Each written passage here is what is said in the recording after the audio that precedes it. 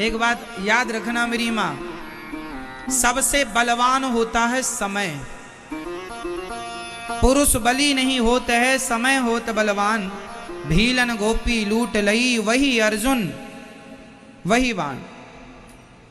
सबसे बलवान कौन है मेरी माँ? जोर से, क्या? समय। जरूरी नहीं है कि जो समय आज आपका है वही समय कल भी आपका हो। क्या आवश्यक है? मैया जी, भैया, क्या ये जरूरी है कि जैसा आज आपका समय है ऐसा कल भी हो? इसलिए कहता हूं, समय का दुरुपयोग ना कीजिए। समय किसी का एक सा नहीं रहा। समय सदा किसी का एक सा नहीं रहा। समय सबका बदला है। जो कल राजा थे वो आज रंक हो गए, और जो कल रंक थे वो आज राजा हो गए। जो अमीर थे वह आज गरीब हो गए, जो गरीब थे वह आज अमीर हो गए। ऐसा आपकी नजर में कितने केस होंगे? मेरी नजर में बहुत लोग हैं जो पहले कुछ और थे, जिनका पहले डंका बजता था। कितने धनाढ्य ऐसे थे जिनके पास खूब पैसा था, आज उनकी संतानों को दो दो वक्त की रोटी के लिए सोचना पड़ रहा है। और ऐसे कितने लोग थे जो एक टाइम खा के सोया करते थे, आज उनके घर में राजसी भोग बन रहे हैं 56 प्रकार के। समय सबका बदला है। चाहे हरिश्चंद्र का समय हो, समय तो भगवान राम का भी बदला है। हर दिन वो वनवास के थोड़ी रहे, राजा भी तो बने राम जी। समय रावण का भी बदला है। रावण की आंखों के सामने 1 लाख पूत 1.25 लाख नाती मर गए। जिन बच्चों का बड़ा घमंड था रावण को, वो घमंड आंखों के सामने टूट गया। समय रावण का भी बदला है। समय तो भगवान राम का भी बदला है। जंगल से वो राजा भी बने हैं। तो राम भगवान का समय बदला, समय रावण का बदला, समय हरिश्चंद्र का बदला, समय आपका बदलता है, समय सबका बदलता है। इसलिए समय सबका एक सा रहेगा ये कभी नहीं सोचना चाहिए। इसलिए जब समय आए उसका सदुपयोग कर लेना चाहिए, क्योंकि आज अच्छा समय है, कल कैसा समय आएगा ये भगवान जानते हैं और कोई नहीं जानता। इसलिए समय का सदुपयोग करना चाहिए। समय है उसका सदुपयोग कीजिए। समय किसी के बाप की बफौती नहीं है कि मेरे बाप का समय था तो मेरा भी समय रहेगा। क्या ये जरूरी है? बोलो मेरी मां। इसलिए समय किसी के बाप की बफौती, समय तो समय है, समय समय पर होता है, समय समय की बात। राम जन्म का दिन बड़ा और कृष्ण जन्म की रात, समय समय पर होता है, समय समय की बात। समय है। एक समय वो था जब आप 8 रोटियां खा लेते थे। एक समय वो था जब आप 5 किलोमीटर तक कंटिन्यू दौड़ते थे फिर भी थकते नहीं थे। एक समय वो था जो आप दिन भर काम करते थे, थकते नहीं थे। आज एक समय ये है 4 सीढ़ियां चढ़ लो तो आपको सांस भरने लग जाती है। वो भी आपका समय था और ये भी। बोलो हाँ। समय है। समय ने आपको जवान बनाया, समय ने आपको बूढ़ा बनाया, समय ने आपको बीमार बनाया, समय ने आपको स्वस्थ बनाया। क्यों? ये समय तो है। एक समय था कि आप लोगों के बाल काले थे। एक समय यह है कि आपकी मूछें भी सफेद हो गई हैं। किसने किया? आपकी मूछें सफेद किसने कर दी? दादाजी, आपकी मूछें सफेद किसने की? पड़ोसी ने? हाँ, किसने की? समय ने।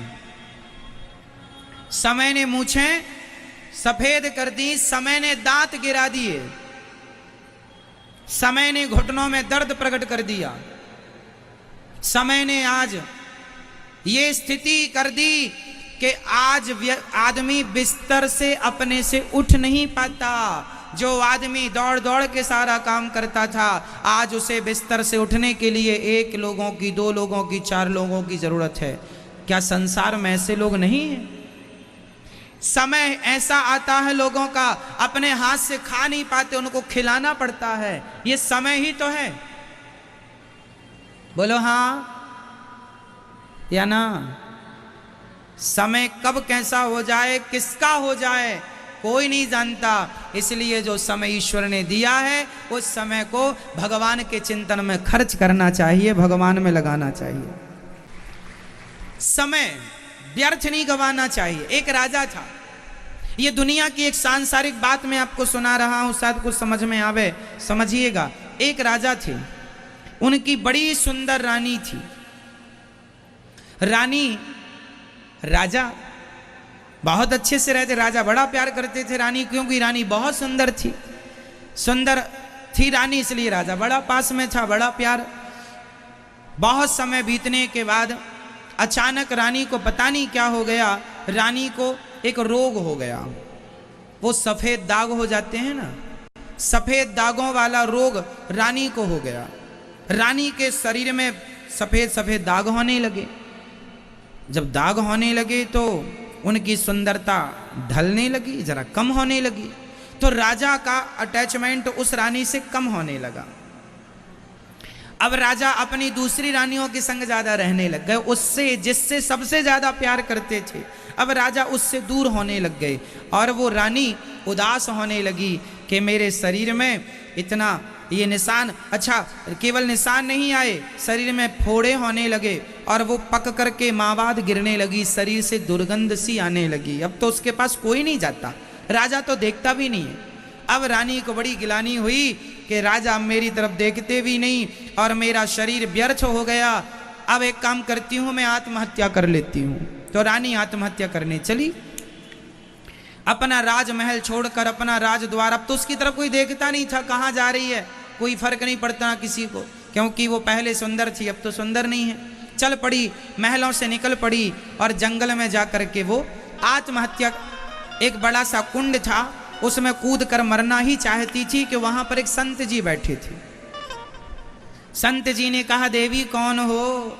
पूरा पता बताया। महाराज मैं फलानी की रानी हूं, मैं आज ये स्थिति है कि मैं, ये देखिए शरीर में क्या हो गया है। राजा अब मुझे देखते भी नहीं, जब तक शरीर में सुंदरता थी। एक बात बताएं, ये लोग आपको तब तक पसंद करते हैं जब तक आप में कुछ है। आप में कुछ नहीं है तो आपको कौन देखेगा? आपके पास पैसा हो तो लोग आपको देखेंगे, आप में शरीर में ताकत हो तो लोग आपको देखेंगे, आप में सुंदरता हो तो लोग आपको देखेंगे। कुछ भी नहीं है तो कौन देखने वाला है?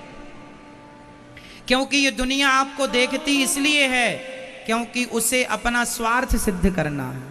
इस धरती पर सब लोग स्वार्थी ही तो हैं। स्वार्थ लाग करें सब प्रीति, सुर नर मुनिजन की यह रीति। रानी बोली मर जाऊंगी, संत बोले मत मर, मैं तुझे ठीक कर सकता हूं, पर एक वचन देना पड़ेगा। रानी बोली बिल्कुल मैं आपकी बात मानूंगी, आप मुझे स्वस्थ कर दीजिए, मैं आपको वचन देती हूं जो आप कहेंगे मैं वो करूंगी। संत जी ने कहा मैं तुझे स्वस्थ कर दूंगा, पर वचन ये दे कि अब जो तेरा शरीर है, बचा हुआ तेरा समय है, पूरा समय अपने शरीर से केवल भगवान का चिंतन करेगी, केवल तू रघुनाथ जी का ध्यान करेगी, केवल राम का ध्यान करेगी, केवल भगवान के चिंतन में अपना शरीर लगाएगी। यदि तू मुझे ये वचन देती है तो मैं तुझे स्वस्थ कर दूंगा। बचा हुआ समय तू भगवान के हवाले करेगी। उसने कहा मैं आपको वचन देती हूं, आप मुझे।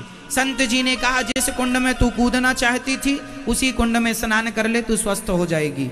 वो गई, स्नान की, बिल्कुल सुंदर, पहले से जवानी में जितनी सुंदर थी उससे भी ज्यादा सुंदर होके संत प्रभाव से निकल के बाहर आ गई। ये बिल्कुल सत्य घटना है, सत्य घटना है। निकल कर बाहर आई, बड़ी सुंदर हो गई। कहने लगी महाराज अब मुझे अपने चरणों में ही रख लो, मैं यहीं आपकी सेवा करूंगी, आपके संग भजन करूंगी। संत जी ने कहा तू अपने राज्य में जा और वहां रह के भजन करना, पर भगवान को ना भूलना। चली वापस। जब वो घर गई तो उसके पति राजा ने देखा, वाह तो बड़ी सुंदर। राजा फिर फुदक के वापस आ गया, बड़ी सुंदर हो गई हो, कहां गई थी, ये कहां से मिल गया शरीर इतना सुंदर तुम्हें। उसने कहा, राजा को उसने ज्यादा भाव नहीं दिया।